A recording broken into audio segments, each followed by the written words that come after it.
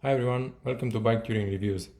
In this video I'm going to give you an update about the hopper frame bag from Revelate Designs, the conversation that I had with customer support, and I will also give you a demo of installing this bag on a hardtail mountain bike.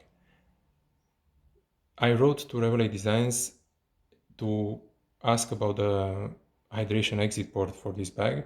It was mentioned on the website that there is a hydration port, but Revelate Designs confirmed that there was actually a mistake on their website and they corrected it in the meantime.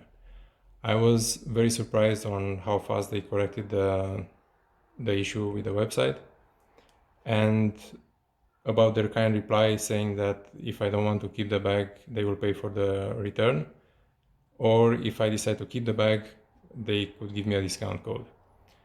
I decided to keep it, and I will review more of their products. As a result, I'm happy with this product overall and also with their customer support. So now let's go and install the bag.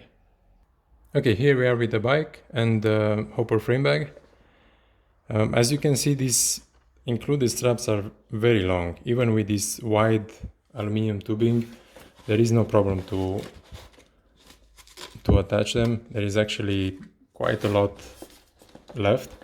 So I can say that you could fit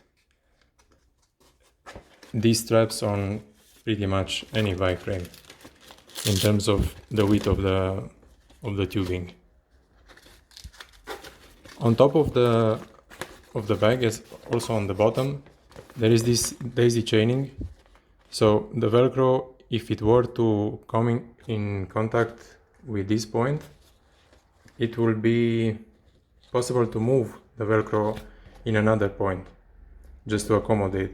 But for this case, I think it's fine. So